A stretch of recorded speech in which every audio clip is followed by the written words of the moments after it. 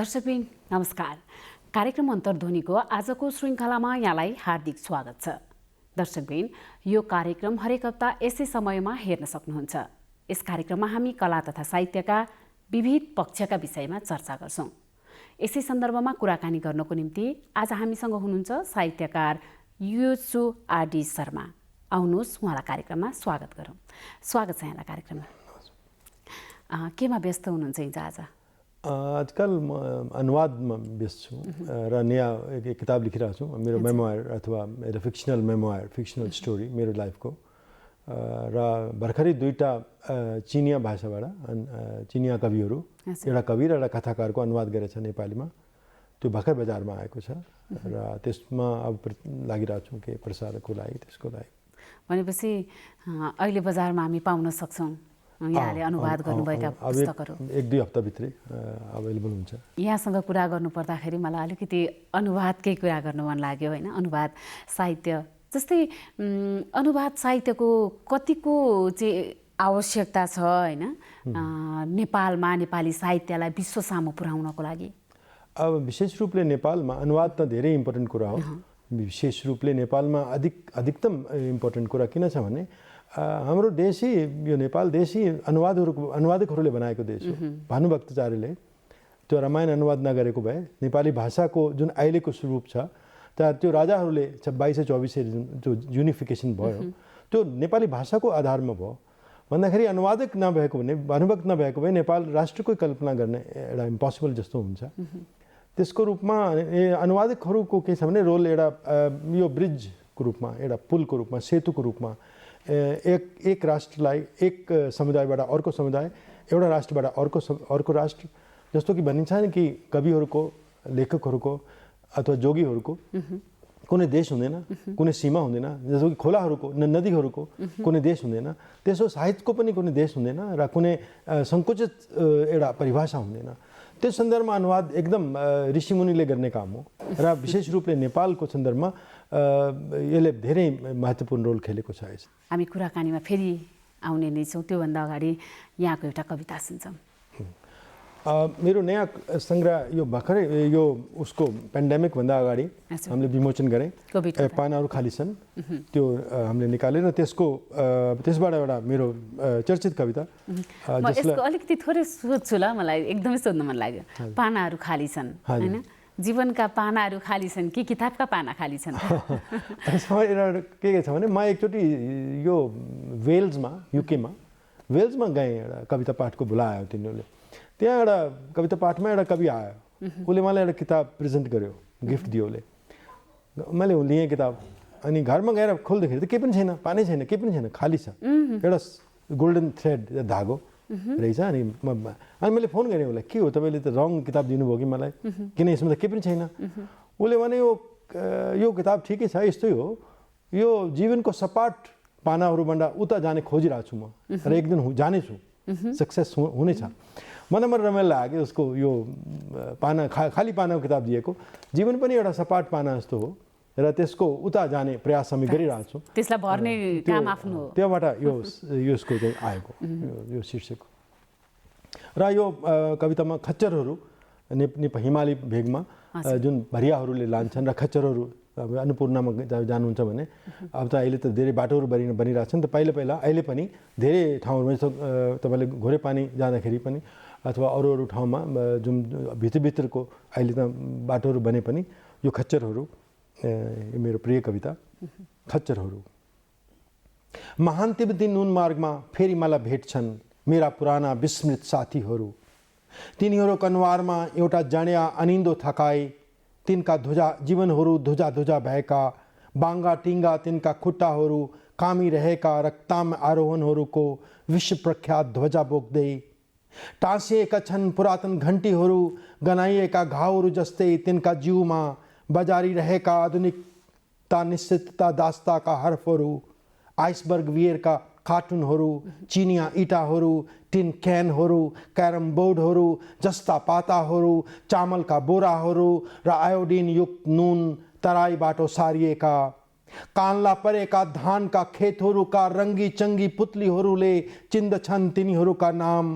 गाइरहेको खोलाहरूले बुझेका छन् तिनका उकाली ओह्रालीका ज्वार भाटाहरू, ट्राफिक सचेत र समयले खारिएका तिनीहरू चढ्दछन् बोकेर घमण्डी मयूरहरूको सपना, गोप्य धार्मिक युद्धका पर्चाहरू, वातावरणविदको नपुंसक वीर्यको फोहोर, आधार शिविरका लागि लग्ने भान्सा गर्ने पिठ्ठुमा बोकेर अपराधी मानसिकताग्रस्त दात्री संस्थाहरूका कुँजिएका विकासे एजेन्डाहरू र पश्चिमेली आगन्तुकहरूका हठात उद्वेलित हुने सूत्रहरू, ढुङ्गे बाटाका खुड्किलाहरू कुदिएका छन् तिनका मस्तिष्कमा, जस्तो कि ढुङ्गे धाराहरूमा खोपेका छन् असफल प्रेमका इतिहास कुनै अज्ञात प्रेमीले। उङ्गिरहेका उपत्यकाका तारै ताराले भरिएका आकाशहरूले चिन्नेका छन् तिनका गोप्य पसिनाका चस दुखाइहरू, साङ्ला खोलाहरूको किनारमा घमाइला दिनहरूले चाखेका छन् तिनका आँखाबाट झरिरहेको रगतको स्वाद। हराएका छन् तिनका सङ्घर्षका महानतम गाथाहरू, यी सच्चा खच्चरहरू समान जो आजीवन भौतारी रहन श्रापित छन् आफ्ना खुरहरू फ्राकिला ढुङ्गाहरूमाथि बजार्दै, अन्नपूर्णा हिमशिखरका वारिपारी रगत पिपासु गोरेटेहरूको क्रूर सौन्दर्यको परिक्रमा गर्दै। धन्यवाद। एकदमै मनमा छुने तरिकाले प्रस्तुत गर्न सकिन्छ है। यो कुरा कसरी यसरी प्रस्तुत गर्न कसरी सकिन्छ त? यो त सबैले देखेका हुन्छन् नि। यो दुईटा कुरा हुन्छ, एउटा कल्पना गरेको यथार्थ, एउटा भोगेको यथार्थ। र मेरो जीवनमा के छ भने कबीर भन्ने हाम्रो कवि छ होइन, भक्ति कवि हाम्रो इन्डियन सबकन्टिनेन्टको, उसले के भने तपाईँ कवि बन्नुहुन्छ भने पहिला आफ्नो घर आगो लाउनु र मर्सँग हिँड्नु। कवि बन्ने सजिलो छैन, महानतम काम हो। तपाईँ आफूभन्दा माथि उठ्नुहुन्छ, आफूलाई आगो लाउनुहुन्छ, आफ्नो घरलाई आगो, आफ्नो व्यक्तिलाई, आफ्नो परिवारलाई, आफूलाई तल खसालेर माथि संसारलाई समाजलाई माथि उचाल्नुहुन्छ। माने कविको जुन रोल छ महानतम रोल हो। र त्यस सन्दर्भमा मैले पनि वास्तवमा पढाइरहेको थिएँ युनिभर्सिटीमा, त्रिचन्द्र कलेजमा, वीरेन्द्र सैनिक क्याम्पसमा, पाटन क्याम्पसमा। अचानक मलाई के लाग्यो भने यो कति पढाइराख्ने, लेखक बनेछ भने सम्पूर्ण रूपमा फ्रीलान्स लेखक बन्नु पर्यो भन्दाखेरि मैले त्यो जागिर छोडिदिएँ त्रिचन्द्र कलेजमा। मलाई मेरो अब घरमा मान्छेहरू छ कि बाउला पागलै भयो जस्तो के, कबीरको हालत, कबीरले भने जस्तो आगो लायो घरमा। मैले के गर्न लागेको यो मान्छेले, किन यस्तो छोडिदिएको? वास्तवमा मलाई त्यसपछि मैले अब छोडेपछि के गर्ने मलाई थाहा भएन कि गर्ने के अब। अनि मैले अब अन्नपूर्णतिर ट्राभलिङ, नेपाल पुरा राम्रो हेर्नु पऱ्यो भने नेपाल त आफू नेपाल भनेर नेपाल नहेरिकन त बन्ने छ, नेपाल काठमाडौँ नेपाल होइन भन्दाखेरि हिमालमा अन्नपूर्णमा जाँदाखेरि त्यहाँ म यति रमाएँ, यति म ऊ भएँ कि म हरेक वर्ष चाहिँ जान थालेँ कि। र 10-15 वर्षमा म अधिकांश समय उतै बिताएँ, घोरे पानी घान्द्रुक जोमसोम यताउता हिँडे गरेँ कि। त्यो भिज्दाखेरि यो मैले सब बुझेको। र यो मेरो अहिलेसम्म 8-9वटा किताब त्यो अन्नपूर्ण सम्बन्धी नै छ। पछि एउटा जर्मन फोटोग्राफर अनुभव एन्ड्रियास टिम, उहाँले 900 पेजको ठुलो पिक्चर बुक, उहाँले फोटो खिच्ने र मैले कविता लेख्ने भन्दाखेरि त्यो यस्तो 900 पेजको ठुलो उसको प्राइस $80-90 छ। त्यो जर्मनीमा धेरै चर्चित भयो। र त्यसपछि बिस्तारै अन्नपूर्णको कुरा गर्दाखेरि फेरि मैले के भने अब विदेश पनि घुम्न थालेँ। फ्र्याङ्कफर्ट बुक फेयरमा गएँ, यताउता गएँ, किन अब काम छैन, केही त काम त गरेँ, लेखक भएर त बाँच्नु पऱ्यो।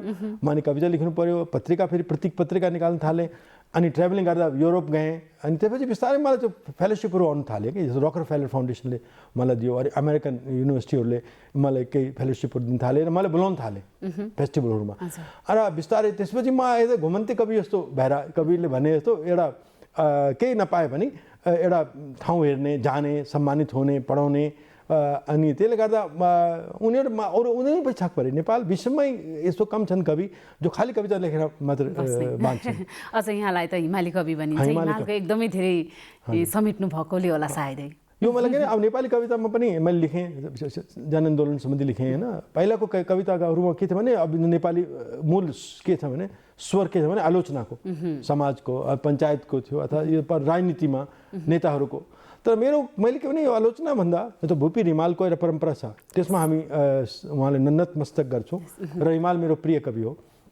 तर हामीले कथ्यकाकल्प भन्ने एउटा मुभमेन्ट चलायौँ कि आलोचना मात्र नभएर स्तुति पनि, हिमालको स्तुति। हिमाल एउटा आफूमै एउटा व्यापक विशाल एउटा जनजीवन त्यहाँको र हिमाली सौन्दर्य यति व्यापक विषय हो कि आफ्नो हजारौँ जीवनमा पनि सकिँदैन त्यो त्यसलाई यस्तो कुरा किन नदिने, किन आलोचना र नेगेटिभ कुरा मात्रै किन लेख्ने होइन? यसले त नेपालको समृद्धिको लागि पनि धेरै ठुलो सहयोग हुन्छ नि। त्यो मैले सुरु गरेको त पछि त्यसले यतिकै प्रभाव पार्छ भन्ने विदेशमा मलाई थाहा थिएन। मैले गएर कविता पढेपछि यस्तो खच्चरहरू अरू कविताहरू पढेपछि उनीहरू अवाक भयो, बाबा यस्तो मैले हिमालमाथि नै मात्रै लेखेर म एयरपोर्टमा गएँ लन्डनमा अनि उसले भने के गर्नुहुन्छ, मैले म कविता लेख्छु भने अनि किताब देखाएँ त्यो मोटो जर्मन। त्यसले भने my god I am wasting my life here, you are doing real the good deal भने। किन तपाईँले वास्तवमा हिमालमाको स्तुतिगान गरिरहेको, हिमालमाथिले तपाईँको जीवन एकदम गजब छ। म त यहाँ कोठामा बसेर स्ट्याम्प लगाइरहेको छु भने उनीहरू अन्त एउटा उनीहरूलाई एउटा बडा रोमान्चित एउटा मान्छे हिमालमा कविता लेखिरहेछ, हिमालमा समर्पित छ, हिमालको स्तुतिगान गरिरहेछ भने भगवान्लाई नि एउटा भगवान् जस्तै छ हिमाल पनि। ठ्याक्कै मलाई हजुरलाई एकदमै सोध्न मन लागेको कुरा होइन। अब मानिसहरू कति धेरै मानिसहरू त आफ्नो पेसाको कारणले गर्दा पनि साहित्यलाई अगाडि बढाउनको लागि अलिकति गाह्रो परिरहेको अवस्था हुन्छ होइन। यहाँले त आफ्नो पेसा पूर्ण रूपमा छोडेर साहित्यतिर आफूलाई केन्द्रित गर्नुभएको छ होइन। वास्तवमा अबका पछाडिका पिँढीहरूको लागि भन्नुपर्दा होइन यो साहित्यलाई चाहिँ पेसाको रूपमा नै अगाडि बढाउन सक्ने अवस्था चाहिँ छ कि छैन त? त्यो अब यो विशेष रूपले मैले के थाहा पाएँ भने विदेश जाँदाखेरि त्यहाँ कविहरूले यतिकै मिहिनेत गरेछ। जस्तो एलन गिन्सबर्ग भयो विदेश, अब यो टेड ह्युज भयो इङ्ल्यान्डमा, अरू हल्यान्डमा, जर्मनीमा कविहरूले युनिभर्सिटीमा कवि आफै जाने र पढाउने। भन्दा अब कविताको बारेमा कविले बढी थाहा छ कि प्रोफेसरले बढी थाहा छ? कविताको बारेमा ध्यान गर्नेले भन्दा त कविले नै थाहा छ नि। अब उनीहरूले के गर्छ भने मैले कलम्बिया युनिभर्सिटीमा पढाउँछु, के पढाउँछु भने मलाई कोही मैले लम्बा लम्बा भाषण दिन्न नि, त्यो म कविता पढाउँछु। म अगर वर्कसप गर्छु, अनुवादको वर्कसप गर्छु अथवा कविता मेरो कविता सिकाउँछु, म पढ्छु पढाउँछु र कसरी लेखेँ र उनीहरू लेख भन्छु। स्टुडेन्टहरू लेख्छन् कविता अनि दिन्छौँ अनि म तिनीहरूलाई सल्लाह दिन्छु, यो यस्तो यो पढ यता जा। मैले यसमा मेरो अरू मैले लम्बा लम्बा कुनै पोस्ट मोडर्न अथवा आधुनिकता उत्तर आधुनिकतामाथि भाषण दिएको होइन, त्यहाँ कविता पढाउनै सिकाएको। त्यसैको लागि बाबु उनीहरूले मलाई जे परिश्रम अथवा जे पैसा दिएको अथवा फ्लाइटमा बोलाएर त्यहाँ लगिरहेको, किनभने यसले कविता कसरी लेख्यो, यसले कसरी कविता लेख्छ, त्यो कविले त्यहाँ उनीहरूसँग सेयर गर्ने र उनीहरूलाई सिकाउने। क्रिएटिभ राइटिङको एउटा छुट्टै फिल्ड विषय पनि छ, त्यसमा मास्टर गर्नु सक्छ, MFA अथवा PhD पनि गर्नु सकिन्छ। त नेपालमा इन्डियामा अहिले त आएको छैन, बिस्तारै आउँछ होला। तर यहाँ त के नि अब सेक्सपियरको बारेमा पढाइराख्ने कि सेक्सपियरमा के सौन्दर्य शास्त्र के छ, सेक्सपियरमा चरित्रहरू चित्रण कस्तो छ, यस्तो टाइपको कि पुरातन अहिले हाम्रो विश्वविद्यालयहरूमा अलिक पुरानो किसिमको स्टडी गरिरहेछन् र यसलाई परिवर्तन हुन जरुरी छ। अहिले अब जस्तै अब यहाँले नेपालका यति धेरै कलेजहरूमा पढाउनु भयो लगायत होइन, यहाँले चाहिँ जर्मन, इङ्ल्यान्ड, क्यानाडा, कोलम्बिया होइन, इन्डिया लगायत धेरै कलेजहरूमा प्राध्यापन गर्नुभयो होइन। धेरै अब यहाँले कविता लेख्नलाई सिकाउनु पनि भयो धेरैलाई। विद्यार्थीहरू चाहिँ कस्तो हुनुहुन्छ? सबै देशका फरक फरक हुनुहुन्छ कि कस्तो कस्तो पाउनुभयो यहाँले? विद्यार्थी त यहाँ पनि नेपालको इन्डियाको पनि राम्रो छ। नेपालमा स्पेसली म जस्तो अब उनीहरू एउटा गुरुलाई मान्ने, सम्मान गर्ने र माया गर्ने र श्रद्धा छ उनीहरूमा। तर अब किनभने गाउँबाट आएको अलि अङ्ग्रेजी जस्तो अलिक कमजोर हुने, सरकारी स्कुलमा पढेँ म, त्रिचन्द्र कलेज पढाउँदाखेरि सैनिक क्याम्पस पढाउँदा अलिक स्टुडेन्ट राम्रो थियो, किनभने तिनीहरूले आर्मीका अफिसरहरूको छोरीहरू अलिकति राम्रो। तर अब यो पाटन क्याम्पस त्रिचन्द्र कलेजमा पनि अब यो सरकारी स्कुलमा पढेर आएको र अलिकति गाह्रो हुने, नेपाली पनि अलि युज गर्नुपर्ने, सिम्पल अङ्ग्रेजी बोल्नुपर्ने। त उनीहरू मलाई बडा माया गर्ने। म सेक्सपियर पढाउँथेँ अथवा पोइट्रीहरू पढाउँथेँ। जस्तो अब यो मेरो धेरै चर्चित विद्यार्थीहरू पनि भएन पछि। र तिनीहरूले पढाउँदाखेरि मैले के अब अलिकति सरल, अब यहाँ अमेरिका अब कोलम्बिया युनिभर्सिटी आइभी लिग हो, त्यहाँको त अब एजुकेसन सिस्टम अर्कै छ। त्यहाँ तिनीहरू इन्ट्रेक्सन यति इन्टेन्स छ, यति त्यो उनीहरूको लाइफ नै त्यो माने कविता नै लाइफ हो उनीहरूको। र त्यहाँ फरक वातावरण छ, त्यहाँ स्तर बहुत हाई छ। हाम्रो के भने अलि एजुकेसन सिस्टमको अलिक प्रब्लम छ, किनभने मेन त अङ्ग्रेजी नै आउँदैन। कहिले कहीँ त अङ्ग्रेजी पढाउने मान्छेहरू नै अङ्ग्रेजी आउँदैन, त्यस्तो प्रब्लम छ। त्यस कारण अलिकति त्यहाँ वातावरण अर्को छ। तर श्रद्धा या सद्भाव, जस्तो म कहिले काहीँ गइरहेको हुन्छु, अचानक एउटा गोरे पानी अथवा कहीँ हिमालमा चढिरहेको छु, एउटा आयो, सर भने को रहेछ, मेरो पुरानो सरले पढाउनु भएको पाटन क्याम्पस त्रिचन्द्र कलेजमा। त्यो चाहिँ मलाई त्योभन्दा नोबेल प्राइज भन्दा नि ठुलो कुरा हो नि। एउटा शिक्षा युकेमा हामी गइरहेको थियौँ, लन्डनमा घुमिरहेको म र मेरो भाइ, एउटा स्टुडेन्ट आयो, सर बिर्स्नुभयो क्रिस्चियन कलेज पढाएको अक्सफोर्डमा बसिरहेको थियो उसले के भने सर म भोलि आउँछु हजुरलाई लिएर जान्छु मेरो घर अनि लिएर गयो हजुर घर लिएर गयो मेरो किताब पनि किन्यो ऊ पनि गर्यो अनि घरमा खुलायो पिलायो घुमायो रेस्टुरेन्ट रहेछ उसको अनि हाम्रो पुरा सोसाइटी नेक्स्ट डे छोडिदियो ल्याएर अनुवाद गर्दाखेरि नि जस्तै अब नेपालीमा जुन लेखिएको कथा छ कविता छ होइन त्यसमा चाहिँ यस्तो भावुक भएर लेखिएको हुन्छ नि त्यसलाई अङ्ग्रेजीमा अनुवाद गर्दाखेरि त्यो सबै भावनाहरू जस्ताको त्यस्तै उतार्न सकिन्छ अब के हुन्छ भने हरेक भाषाको आफ्नो परिवेश हुन्छ जस्तो इङ्ग्लिसको आफ्नै एउटा संसार छ संस्कृति छ र नेपालीको आफ्नै एउटा लय छ म्युजिक छ नेपाली भाषाको आफ्नो एउटा जस्तो उनमोटो पोइया एउटा मान्छे दुईवटा मान्छे झगडा गरेर आयो भने एउटा गीत गाइरहेको जस्तो हुन्छ होइन एउटा मेरो साथी आयो युकेबाट अनि त्यो गीत बजिरहेको थियो उसले भने क्या राम्रो म्युजिक एडभर्टिजमेन्ट आइरहेको थियो मैले भने यो चक्की बच्चालाई दिशा पखाला लायो भने चक्की हालेर नुन हालेर नुन पानी दिनु भनेको हो यो म्युजिक होइन त ऊ अभाग भयो यस्तो भने सामान्य कुराको बारे पनि यस्तो म्युजिक भन्दाखेरि हरेक भाषाको आफ्नो हुन्छ त्यसै कारण जस्तो मैले अब भुपीले अथवा रिमालले कविता लेख्दाखेरि अङ्ग्रेजीमा लेखेको भए कस्तो हुन्थ्यो त्यो लेभलमा ल्याउनु पऱ्यो नि अङ्ग्रेजी आमाको सपनालाई अनुवाद गर्दाखेरि अङ्ग्रेजी पाठकले उसैको भाषामा लेखे जस्तो महसुस गर्नु पर्यो र यो एउटा कविले मात्र सक्छ एउटा टिचरले अब अङ्ग्रेजी त हरेकले नै आउँछ एउटा शिक्षकले मात्र अङ्ग्रेजी आउने मात्र भएर अथवा अङ्ग्रेजी पढाउने मात्र भएर हुँदैन त्यो सेन्स अफ मेटाफर त्यो कवितात्मक बिम्बात्मक जुन एउटा बिम्ब बनाउनु सक्ने क्षमता हुनु पर्यो त्यो प्रभाव हुनु पर्यो उसमा नत्र त्यो प्रभाव ल्याउन सकिँदैन अनि फेरि भाषाको पनि उसले आधुनिक हुनु 18वीं शताब्दीको उसमा शाब्दिक उसमा अनुवाद गर्न सकिँदैन भने भाषा पनि अहिलेको भाषा र सम्प्रेषण त्यही अनुसार हुनु पर्यो त्यहाँदेखि एउटा यो बहुत च्यालेन्जिङ काम हो यसमा भने all translations by definition are imperfect translation is impossible art यसमा के छ भने केही त आउँछ नि कमसेकम वाट कम्स थ्रु जति आउँछ त्यति नै एउटा उपलब्धि हो अर्को कुरा कसले चाहिँ यसलाई ट्रान्सलेट गर्ने कसले चाहिँ अनुवाद गर्ने त होइन यो चाहिँ अथोरिटी कसलाई हुन्छ अब यो त प्रभावबाट थाहा हुन्छ नि अब जस्तो अनुवाद गरेपछि अब कहिलेकाहीँ यति खराब अनुवाद हुन्छ कि मान्छेले पढ्नै मन लाग्दैन कि त्यो नेपाली कवितालाई नि ऊ नगरे हुन्छ बरु किनभने नेपाली अथवा मैले विदेशी कविता अब चिनिया अनुवाद गरिरहेको छु म त्यो नेपालीमा पढ्दाखेरि मान्छेले त्यो आफ्नो भाषामा त उसको प्रभाव हुनु पऱ्यो नि यो डिसाइड गर्ने प्रभावले हो पाठकले हो पढेपछि त्यस कारण अब यो एउटा टाउको मान्छेको काटेर अर्को टाउमा राख्दैन कि गणेश भगवान्ले गरे यो एउटा बडा म्याजिकल आर्ट हो एउटा मानवीय आर्ट पनि हो किन तपाईँले एउटा मानवतासँग जोड्नुहुन्छ एउटा दुनियाँको त्यो संसार अर्को देशको अर्को भाषाको अर्को संसारलाई यहाँ त्यो गणेश भगवान बनाए जस्तो शिवजीले अर्को देशको संस्कार संस्कृति अनि त्यो ठाउँको भाषालाई चाहिँ अर्को देशमा लैजाँदाखेरि त थोर बहुत त तलमाथि त भइहाल्ला होइन अर्को हामी बिचमा फेरि कुराकानी गर्नेछौँ त्योभन्दा अगाडि एउटा कविता सुन्छौँ फेरि अब अन्नपूर्णमाथि नै एउटा अर्को सुनाउँछु यो अलिकति अघि खच्चरहरू पढेँ त्यो अलिकति जनजीवन दारुण तर हिमाल भनेको एउटा बहुत स्वर्ग जस्तो पनि छ घोरे पानी यो अविरल वर्षा हो कि डाको छोडिरहेका रोइरहेका बर्खे खोला विकट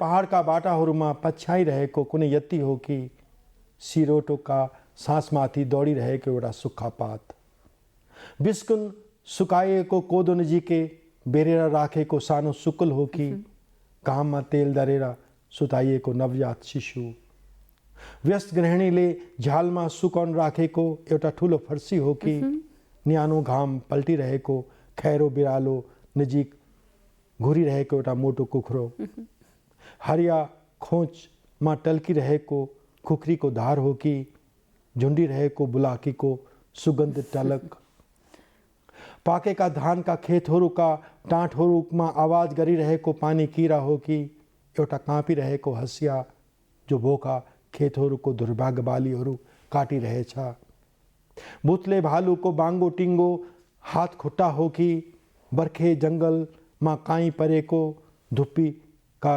रुखहरूको हाँगा यो कुनै चराले छाडेको निलो प्वाँख हो कि बाङ्गो बाटोमा हिँड्ने कुनै झाँक्रीको अद्भुत जादु यो एउटा एकलिएको चराको सानो बोली हो कि चकमन्नताको गीत बुनिरहेको मेरो आफ्नै सास। अहिले मैले यो कविता सुन्दा हजुरले जुन ठाउँमा गएर लेख्नुभयो नि म त्यही ठाउँमा पुगेको अनुभव भयो के। कसरी चाहिँ ठ्याक्कै त्यही कुरा उतार्न सकिन्छ त? त्यही त त्यहाँ भिज्नु पर्यो, त्यहाँ जनजीवनमा भने अनि त्यहाँ अध्ययन पनि हुनु पर्यो, फेरि कविता पनि लेख्नु सक्नु पर्यो होइन। त्यो शब्दको भाषाको त्यहाँको परम्परा अहिलेसम्मको जुन हाम्रो कविहरूको नेपाली कवितामा चाहिँ यो तर्जमा लेखेको त्यो पढ्नु पर्यो र त्यो अध्ययन पनि त चाहियो नि। यी साहित्यहरूले चाहिँ समाज परिवर्तनमा कतिको भूमिका खेल्न सक्छन्? साहित्य अब के भन्छ भने साहित्यले अब सिधा गएर अब गोली नै चलाइदिने अथवा क्रान्ति नै गरिदिने हुनु सक्दैन। तर साहित्यले के गर्छ भने वातावरण बनाइन्छ एउटा। यो त जनआन्दोलन अगाडि बनाइयो नेपालमा होइन। अहिले पनि साहित्यकारहरूले एउटा वातावरण बनाउन सक्ने एउटा स्थिति क्रिएट गर्नु पर्यो डेमोक्रेसीको लागि, प्रजातन्त्रको लागि अथवा सत्यको लागि। एउटा माहौल जस्तो सूर्य हो, साहित्य भने सूर्यको प्रकाशमा हेर्नु सकिन्छ, सूर्यलाई समाउनु सकिँदैन होइन। त्यस्तै हो अब साहित्यले के साहित्यले आफै केही गर्नु सक्दैन, साहित्यले एउटा माहौल बनाउँछ, एउटा वातावरण स्रष्टा एउटा संस्कार बनाउँछ। एउटा त्यो संस्कारले हाम्रो समाजलाई निर्धारित गर्ने बिस्तारै त्यही हो भन्ने हुँदै जान्छ होइन। यहाँ त धेरै देश घुमिसक्नु भएको छ होइन। अझ हिमालका त झन् यति धेरै कविता लेख्नु भएको छ। साँच्चै भन्नुपर्दा नि यो स्थान अनि परिवेशले चाहिँ साहित्य सृजना गर्नको लागि कतिको भूमिका खेल्छ, कतिको फरक पार्छ? अब यसमा अरू लेखेको अरू होला त मेरो विशेष रूपमा ठाउँ र व्यक्तिहरू बहुत इम्पोर्टेन्ट छन् कि एज ए ट्राभलर पनि। मेरो अर्को किताब न्युयोर्कको बारे छ, ए ब्लिजड इन माई बोन्स न्युयोर्क। त्यसमा न्युयोर्कको बारे मात्र लेखेँ मैले। त्योभन्दा अगाडिको कविता स्पेस केक एम्स्टरडम त्यो चाहिँ युरोपको बारेमा छ। त्योभन्दा हिमालको बारे छ। फेरि अर्थक्वेक नेपालमा अर्थक्वेक आएको थियो, नेपाल अर्थक्वेक पोइम्स लेखेँ मैले। भन्दाखेरि अब यो समाजसँग आफूलाई जोडिराख्ने एउटा प्रयास पनि हो र समाजकोमा भइरहेको कुराको डकुमेन्टेसन एउटा साहित्य एउटा दस्तावेज पनि हो। त्यसकारण तपाईँले साहित्यकारले आफ्नो समकालीन आफ्नो परिवेश त्यो बेलाको परिवेशमा त्यो सत्यताको साथ एकदम इमान्दारीपूर्ण त्यसको व्याख्या गर्नुपर्छ। त्यो इम्पोर्टेन्ट छ। त्यो नगरिकन राम्रो साहित्य बन्नु सक्दैन। किन सेक्सपियरले आफ्नो जमानाको गर्यो, भुपी रिमालले आफ्नो जमानामा गरे, त्यस्तै अब महान लेखक विटम्यानले आफ्नो जमानाको त्यो आफ्नो समकालीन समाजको चित्रण चाहिँ इमान्दारीपूर्वक गर्नु एउटा साहित्यकारको दायित्व पनि हो र एउटा जरुरत पनि हो। त्यो प्रविधिको विकास जुन भइरहेछ यसले चाहिँ अनुवाद गरेका साहित्य विश्व सामु पुग्नको लागि चाहिँ कतिको सहयोग भएको छ त? यसमा दुईवटा कुरा छ। एउटा त के भने अब यो राम्रो भयो, सबैले हेर्ने भयो, अनि हामीले विदेशी साहित्य पनि पढ्नु पाउने भयो। तर के भने अब यो फोन आइफोन इन्टरनेट आएपछि के भने अब यो किताबको घट्ने पनि चान्स बढी भयो। किनभने मान्छे जो busy in Facebook, busy in Twitter, त्यसले गर्दा एउटा मान्छेको एकाग्रता लस भयो क्या। एउटा उसको एउटा ध्यान चाहिँ मगन भएन, अब ध्यान भङ्ग भयो। त्यसले गर्दा के छ भने अब यो एउटा अपर्च्युनिटी छ। फेरि एलिटिजम ब्रेक भयो। पहिला गर्ने धनी मान्छे मात्रै जानुपर्ने विदेश अथवा आफ्नो कविता सुनाउनु सक्नुपर्ने। अहिले किन हरेकले आफ्नो कविता सुनाउन सक्छ, विदेश जानु सक्छ, इन्टरनेटबाट पठाउन सक्छ, डेमोक्रेसी बढी भयो होइन। You can send your work anywhere. अनि नेपाली साहित्यको अनुवाद पनि गरेर पठाउन सकिन्छ। अस्ति एउटा त्यो मुभमेन्ट चल्यो रसियन के भनेर, हरेकले अनुवाद गरेर हाल्यो। तर यसमा के भने क्वालिटीको कुरा आउँछ। त्यसकारण यसमा फेरि कन्ट्रोल के पढ्ने के नपढ्ने पनि हुन्छ, किन जे पनि आइरहेको हुन्छ। बडा च्यालेन्ज भयो कि यसले एउटा त हटायो ध्यान, एकदम राम्रो खालको गयो र राम्रो खालको चाहिँ उहाँहरूले सबैले पढ्न सक्नुभयो पाउनुभयो भने त्यही अनुसारको ट्रेन हुन्छ। उहाँहरूलाई पनि साहित्य मनपर्छ, जस्तो पायो त्यस्तै भयो भने त मन पनि परेन। यो च्यालेन्ज भयो कि एक किसिमको। दुईतिरै छ, यसमा राम्रो पनि छ हजुर, नराम्रो पनि छ। अर्को कुरा जस्तै अब यहाँले चाइनिज कथाकारको कथा पनि नेपालीमा अनुवाद गर्नुभएको छ होइन, कविता पनि अनुवाद गर्नुभएको छ, अङ्ग्रेजी साहित्यलाई पनि नेपालीमा अनुवाद गर्नुभएको छ, नेपालीलाई पनि अङ्ग्रेजीमा अनुवाद गर्नुभएको छ होइन। मैले थोरै अलिकति चाइनिज कविता चाहिँ यहाँले अनुवाद गर्नुभएको छ नि, त्यो एउटा सुन्न चाहेँ। मैले भने एउटा I choose to cry and love you, यो आउँदैछ भर्खरै। त्योभन्दा अगाडि मैले एउटा जिडी माजिया भन्ने बहुत फेमस कवि, त्यहाँको अब ऊ ह्यान्ड चाइनिज होइन कि त्यहाँको जनजाति जस्तो, ए हजुर, उहाँ चाहिँ आउनु पनि भएको थियो र अस्ति उहाँलाई भेट भयो। यो उहाँको एक कविता मदर्स ह्यान्ड, आमाको हातको बाइलिङ्गुअल किताब हो। त्यसबाट लोकगीत भन्ने कविता म सुनाउन चाहन्छु। मैले अनुवाद गरेको फोक सङबाट। मानिसहरू घर फर्किसके हाट बजारबाट, तर मेरो कविता फर्केको छैन। उसलाई मातेको देखेको थिएँ, हताश मुद्रामा लडबडाइरहेको, हातमा सुनौलो हार्पिन बाजा लिएर एउटा घरको पाली मुनि साँझ पाक्चो बाटोमा। भेडाहरू झरिसके डाँडाबाट, तर मेरो कविता अझै फर्केको छैन। नायके भेडाले यसलाई झलक देखेको थियो सूर्यतला ढल्नेको बेला। यसले निहालिरहेको थियो रक्ताम्य पहाडहरू र रुन सक्ने बिन्दुमा पुगे भन्दा परा पुगिसकेको थियो गहिरो शोकमा लिप्त भएर। सबै छिमेकीहरू निदाइसके, तर मेरो कविता अझै घर फर्केको छैन। मूल ढोकामा बसिरहेको छु प्रतीक्षारत, यसरी बिर्सनु सक्छु म त्यो रात। मेरो कविता फर्केको छैन, यसले भन्न खोजेको चाहिँ के हो त? भने उसको कविको आफ्नो एउटा प्रतीक्षारत कविताको मतलब आफ्नो गाउँको उसमा उसले पर्खिरहेछ कि अब उसको प्रेरणा कहिले आउँछ, हुन्छ नि कहिले। अब कविता फर्केको छैन, ऊ पर्खिरहेछ। त उसले बिम्ब चाहिँ अब एउटा भेडा चराउने मान्छेको त्यो बिम्बहरू देखिन्छ कवितामा हैन। त्यसबाट उसले चाहिँ अब अब उसको कविता कहिले आउँछ भने उसले कविताको प्रतीक्षामै उसले कविता लेख्यो। त्यो रमाइलो एउटा के यसमा के ऊ कविताको प्रतीक्षा छ र कविता गाइरहेछ भेडा चराउने मान्छे जस्तो। तर यो रमाइलो के अरे कविता भेडा चराउने मान्छे गाएको जस्तो ऊ फर्केको छैन, उसको कविता गयो आएन भने उसले प्रतीक्षा गरिरहेछ कहिले इन्सपिरेसन आउँछ मेरो कविता। तर उसले यसै प्रक्रियामा उसले लेखि पनि सक्यो कविता। त्यो रमाइलो हो एउटा, कस्तो रमाइलो त, लोकगीत जस्तो पनि। लोकगीत अनुवाद गरेर चाहिँ आफ्नो साहित्यलाई विश्व सामु पुर्याउन सक्दा होइन पाउँदा यहाँलाई चाहिँ कस्तो अनुभव हुन्छ? अब एउटा यो बहुत एउटाले भने कि म युकेमा गइरहेको थिएँ एउटा रिडिङमा, उसले के भने तपाईँ नेपाली साहित्य र नेपाली हिमाललाई आफ्नो कोटमा बेरेर यसो हिँड्नुहुन्छ भने, कोट बेरेर हिमाललाई बोकेर हिँड्नुहुन्छ रमाइलो। एउटा आफ्नो एउटा खुसीको देशलाई नि आफ्नो नामसँग जोडेर उसलाई प्रेजेन्ट गर्नु सक्ने एउटा सौभाग्य हो।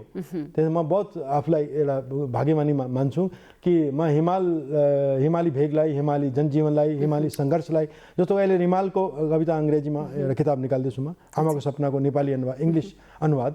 त्यो लिएर जाँदा विश्वमा मलाई एउटा जति खुसी हुन्छ मलाई त्यो आफ्नो छोरा बोकेर जाँदाखेरि पनि हुँदैन। आफ्नो एउटा बच्चा एउटा छोरै जन्माए जस्तो अनुवाद गरेपछि कस्तो लाग्छ भने मैले एउटा अर्को छोरा पाएँ, त्यो एउटा रमाइलो लाग्छ। राष्ट्रलाई चाहिँ विदेशी सामु होइन चिनाउन सक्दा र मेरो देशमा चाहिँ यस्तो छै भन्न पाउँदा कति खुसीको कुरा हो त्यो त। त्यो अब यो प्रत्येक पत्रिकामा पनि धेरै वर्षदेखि अहिले हामी विशेष नेपाली अङ्क पनि निकाल्छौँ। अहिले साउथ एसियन अङ्क आउँदैछ, त्यसमा धेरै नेपालीहरू कविको पनि अनुवाद र साउथ एसिया भेगको मान्छेहरूको यो प्रत्येक पत्रिका माध्यमबाट पनि म धेरै अनुवादहरू उहाँ विश्वसम्म अनि उनीहरूको यहाँ अनुवाद ल्याइरहेको छु विदेशी कविहरूको अङ्ग्रेजीमा ल्याएर अनि यो पत्रिकामा हामी एउटा प्लेटफर्मको रूपमा यसलाई विकसित गरिरहेछौँ। र यसमा अब यो अरू संस्थाहरूमा प्रज्ञा प्रतिष्ठानमा युनिभर्सिटीहरूमा सबै ठाउँमा यो पाइन्छ पत्रिका। त्यहाँदेखि यहाँको स्कलरहरूले विश्व कवितामा के भइरहेछ त्यो वहाँ गएर पढ्नु सक्नुहुन्छ, यो पत्रिका अथवा बजारमा गएर हेर्नु सक्नुहुन्छ। अनि उहाँहरूले पनि बुझ्छ नेपाली कवितामा के भइरहेछ भने एउटा प्लेटफर्म आदान प्रदान जस्तो भयो यो पत्रिका मार्फत। यहाँसँग कुराकानी गर्ने एकदमै धेरै विषयहरू छन् होइन, तर पनि हामीसँग समय छोटो छ। यहाँको अमूल्य समयको लागि यहाँलाई धेरै धेरै धन्यवाद। दर्शकबिन, उहाँ हुनुहुन्थ्यो साहित्यकार युयुत्सु आर डी शर्मा। आगामी हप्ता यस्तै साहित्यकारसँगको कुराकानी लिएर उपस्थित हुनेछौँ। तबसम्मको लागि बिदा दिनुहोस्। नमस्कार।